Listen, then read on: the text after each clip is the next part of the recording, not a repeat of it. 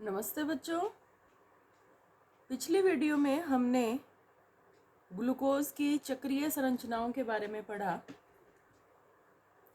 ये भी सीखा कि किस प्रकार फिशर संरचना से चक्रीय संरचनाएं बनाई जाती हैं, अल्फा और बीटा संरचनाएं। आज हम उनको थोड़ा सा रिवाइज करेंगे और फिर उन चक्रीय संरचनाओं से हावर्थ संरचना बनाना सीखेंगे। तो देखते हैं। सबसे पहले हमें फिशर संरचना ध्यान होनी चाहिए। फिशर संरचना हम कैसे बनाते थे? फिशर संरचना बनाने के लिए हम 6 कार्बन को वर्टिकली लाइन में लिखते हैं। इनको नंबर दे लेते हैं।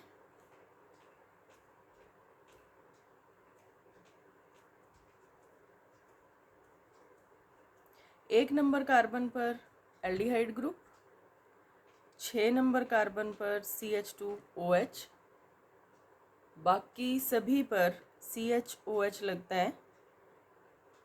3 नंबर कार्बन पर OH बाईं ओर रहेगा और बाकी सभी कार्बन पर OH दाईं ओर रहता है। और 5 नंबर पर OH के दाईं ओर होने की वजह से ही इसका नाम डी ग्लूकोज होता है। ये भी हमने पढ़ लिया था। इसके बाद इससे हमने अल्फ़ा और बीटा संरचना बनानी सीखी। अल्फ़ा और बीटा ग्लूकोज बनाते समय हमें फिर से 6 कार्बन लगाने हैं।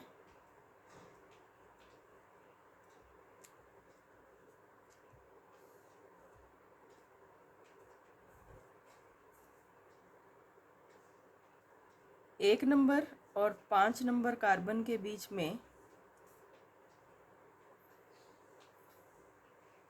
इस प्रकार से ऑक्सीजन लगाना है। 6 नंबर CH2OH जैसे था वैसे ही रहेगा।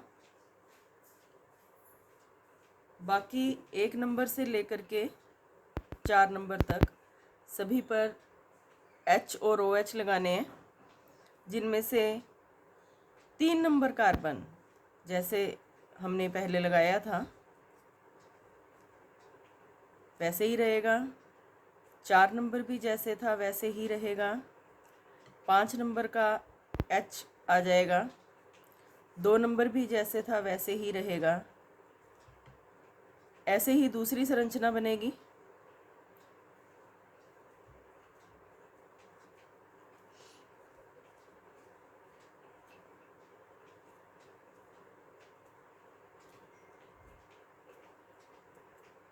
एक नंबर और 5 नंबर के बीच में ऑक्सीजन, 6 नंबर पर CH2OH,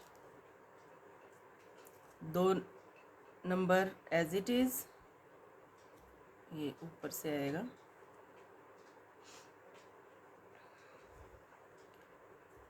तीन नंबर भी जैसे था वैसे ही रहेगा। 4 नंबर कार्बन भी वैसे ही रहेगा। 5 नंबर कार्बन में हाइड्रोजन लग जाएगा। अब बचा 1 नंबर कार्बन। अगर 1 नंबर कार्बन में OH समूह रिंग के अंदर आ गया तब हम इसे कहते हैं अल्फ़ा डी ग्लूकोज। ये दोनों प्लस ग्लूकोज ही हैं। और यदि OH रिंग से बाहर चला गया, इधर H आ जाएगा, इधर OH आ जाएगा, तब हम इसे कहते हैं बीटा डी प्लस ग्लूकोज। तो ये संरचनाएं हमने की थी अल्फ़ा ग्लूकोज और बीटा ग्लूकोज की। अब इन अल्फ़ा और बीटा ग्लूकोज की सहायता से हमें इनकी हावर्थ संरचनाएं बनानी हैं। हावर्थ संरचनाएं, अगर आपको ये संरचनाएं आती हैं तो इनको देख करके बहुत आसानी से बनाई जा सकती हैं। आइए देखते हैं किस प्रकार से बनती हैं।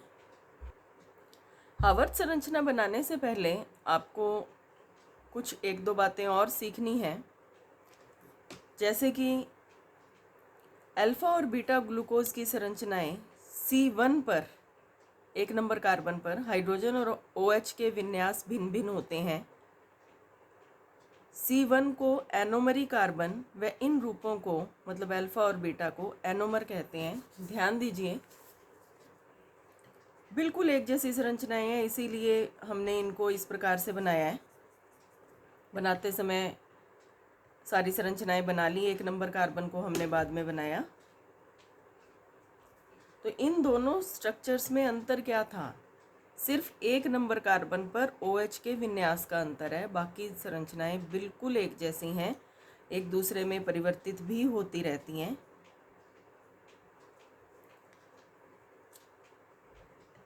ऐसी संरचनाएं जिनमें सिर्फ 1 कार्बन पर विन्यास भिन्न होता है, उन संरचनाओं को कहा जाता है एनोमर। अल्फा ग्लूकोज और बीटा ग्लूकोज एक दूसरे के C1 एनोमर हैं। C1 एनोमर मतलब 1 नंबर कार्बन पर विन्यास का अंतर है और इनमें किसी प्रकार का कोई डिफरेंस नहीं रहेगा। इसके बाद आपको एक और टर्म सीखनी है, म्यूटा रोटेशन या परिवर्ती ध्रुवण घूर्णन। इसमें क्या होता है कि हम बार बार एक ही बात कर रहे हैं कि अल्फा और बीटा संरचनाएं एक दूसरे में बदल सकती हैं। तो जब संरचनाएं एक दूसरे में बदलती हैं तो कुछ बहुत इंटरेस्टिंग सा देखने को मिलता है। तो इसमें आप देखिए, किसी भी पदार्थ के विलयन के ध्रुवण का मान समय के साथ बदलता रहता है। अब ध्रुवण के मान से आप इसको समझेंगे कि जो अल्फा ग्लूकोज का ध्रुवण होता है, ध्रुव प्रकाश को घुमाता है, वह दोनों प्लस होते हैं, मैंने अभी आपको बताया। तो अल्फा ग्लूकोज का जो ध्रुवण मान होता है वो है 112 डिग्री। प्लस 112 डिग्री का मतलब है प्रकाश को दाईं ओर घुमाएगा 112 डिग्री पर। और बीटा ग्लूकोज, अगर शुद्ध हम बीटा ग्लूकोज लेते हैं तो उसका विशिष्ट घूर्णन होता है केवल प्लस 19 डिग्री। इसी से तो इनकी पहचान होती है कि ये अल्फ़ा है या बीटा है। तो अगर शुद्ध अल्फ़ा ग्लूकोज लिया जाए तो उसका ध्रुवण घूर्णन का मान होता है, विशिष्ट घूर्णन, प्लस 112 डिग्री। 112 डिग्री पर घुमाता है प्रकाश को दाईं ओर। और यदि शुद्ध बीटा ग्लूकोज लिया जाए तो उसके विशिष्ट घूर्णन का मान होता है प्लस 19 डिग्री। यह दाईं तरफ 19 डिग्री तक घुमा देता है। लेकिन अगर हम अल्फ़ा ग्लूकोज को रख लें, शुद्ध अल्फ़ा ग्लूकोज को, तो धीरे धीरे इसका विशिष्ट घूर्णन घटता जाएगा, 52 डिग्री पर आकर के स्थिर हो जाएगा। और यदि हम शुद्ध बीटा ग्लूकोज ले लेते हैं प्लस 19 डिग्री वाला, तो इसका विशिष्ट घूर्णन धीरे धीरे बढ़ना शुरू हो जाएगा और प्लस 52 डिग्री पर आकर के टिक जाएगा। मतलब ऐसा क्यों होता है? ऐसा इसलिए होता है कि अल्फ़ा ग्लूकोज धीरे धीरे बीटा में बदलता रहता है और बीटा धीरे धीरे अल्फ़ा में बदलता रहता है। और ये परिवर्तन तब तक चलता रहता है जब तक पूरे मिश्रण का 52 डिग्री ना हो जाए। तो इस प्रकार की घटना को कहा जाता है म्यूटा रोटेशन या परिवर्ती ध्रुवण घूर्णन।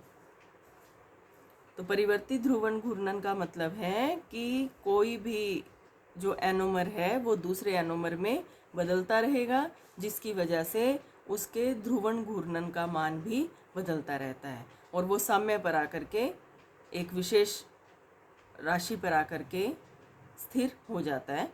इसे म्यूटा रोटेशन कहा जाता है। अब यहाँ पर आपको एक बात और सीखनी है कि जो अल्फ़ा रूप है वो 36% होता है साम्यावस्था का। बीटा रूप 63.5% होता है और जो ओपन चेन है वो होती है 0.5%। तो इसको हम ऐसे लिख सकते हैं, इधर देखिए,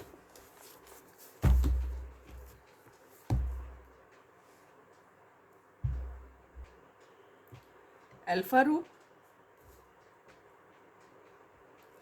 36%, बीटा रूप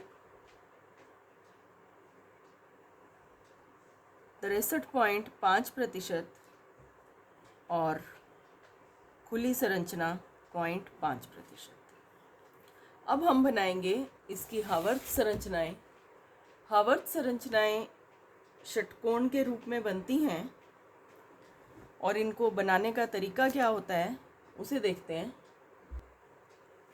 हावर्त रूप बनाने के लिए आपको इसकी अल्फा और बीटा संरचनाएं सामने रखनी पड़ेंगी। धीरे धीरे प्रैक्टिस हो जाएगी तो इनको दिमाग में रख करके आप काम कर सकते हैं। इस प्रकार से षटकोणीय रिंग बनते हैं।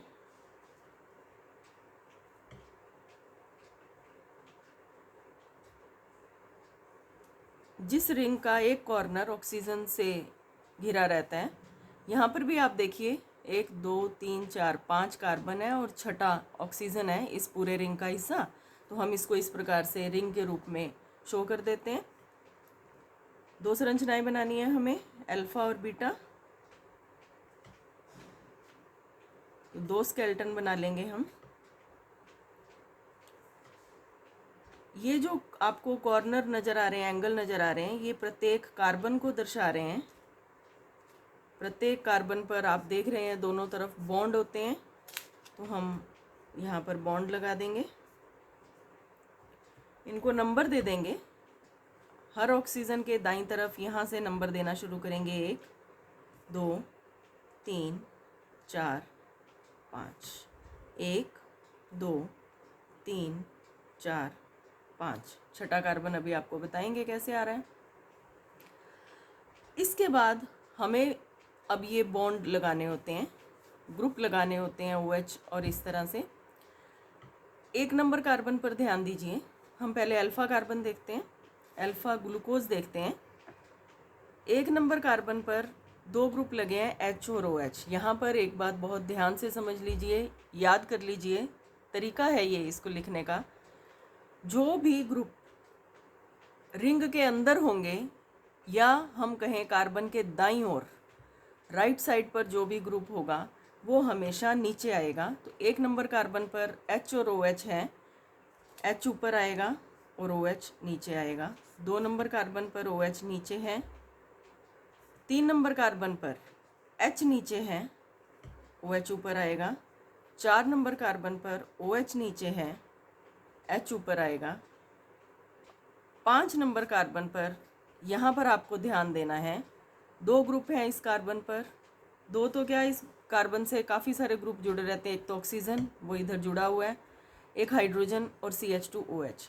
इन दोनों में से जो भारी ग्रुप है, बड़ा ग्रुप है, मतलब CH2OH, वो हमेशा ऊपर रहता है और दूसरा ग्रुप नीचे आ जाता है। तो ये हुई अल्फ़ा डी प्लस ग्लूकोज, उसकी हावर्थ संरचना हो गई। अब हम बीटा की संरचना बनाते हैं। 1 नंबर कार्बन, हाइड्रोजन रिंग के अंदर है या आप कहें कि दाईं ओर है, तो हाइड्रोजन नीचे, OH ऊपर। 2 नंबर कार्बन, OH नीचे, H ऊपर। 3 नंबर कार्बन, H नीचे, OH ऊपर। 4 नंबर कार्बन, OH नीचे, H ऊपर। 5 नंबर कार्बन, हैवी ग्रुप ऊपर, CH2OH और हाइड्रोजन नीचे। और ये इन दोनों के 6 नंबर कार्बन हो गए। ये हैं बीटा डी प्लस ग्लूकोज। तो इस प्रकार से हम रिंग स्ट्रक्चर्स को, हेमी एसिडल स्ट्रक्चर्स से हावर्थ संरचनाएं लिख सकते हैं। हावर्थ संरचनाएं लिखने का पर्पज़ क्या है? संरचना वही है, उसको एक अलग तरीके से लिखा गया है। हम जब आगे डाइसैकेराइड और पॉलीसैकेराइड करेंगे, उनकी संरचना इस रिंग स्ट्रक्चर की सहायता से लिखनी बहुत मुश्किल होती है। हम कॉपी पर लिखने में उसको मुश्किल सामने पाते हैं। तो इसलिए हावर्थ संरचनाएं दी गई, जिनकी सहायता से इन रिएक्शंस को जो आगे आपकी आने वाली हैं डाइसैकेराइड पॉलीसैकेराइड में, उनको आराम से लिख सकते हैं। इसलिए ये हावर्थ संरचनाएं दी गई। अब हावर्थ संरचना जो होती है वो एक और स्ट्रक्चर है, यौगिक है, पाइरेन। 6 मेंबर्ड रिंग स्ट्रक्चर है पाइरेन, उससे मिलती जुलती है। ये पाइरेन होता है, ऐसे ही षटकोणीय होता है जिसके एक कोने पर ऑक्सीजन है, बस इसमें ये डबल बॉन्ड होते हैं, जबकि ग्लूकोज में कोई डबल बॉन्ड नहीं होता, से मिलती जुलती है। अतः ग्लूकोज को पाइरेनोज भी कहा जाता है। हावर्त संरचनाओं को पाइरेनोज संरचना भी कहा जाता है और ग्लूकोज को भी पाइरेनोज कहा जाता है। जैसे कि ये नाम है बीटा डी प्लस ग्लूकोपाइरेनोज, इसको ग्लूकोपाइरेनोज भी कह दिया जाता है। तो ये आपको याद रखना है कि ग्लूकोज को पाइरेनोज भी कहते हैं। कभी कभी प्रश्न में ग्लूकोपाइरेनोज या पाइरेनोज के नाम से प्रश्न पूछा जा सकता है, या फिर आपसे ये पूछा जा सकता है कि इसको पाइरेनोज क्यों कहा जाता है। तो आपको ध्यान होना चाहिए कि इसकी संरचना पाइरेन, मैं यहाँ दोबारा लिख देती हूँ, पाइरेन से मिलती है, इसलिए इसको पाइरेनोज कहा जाता है।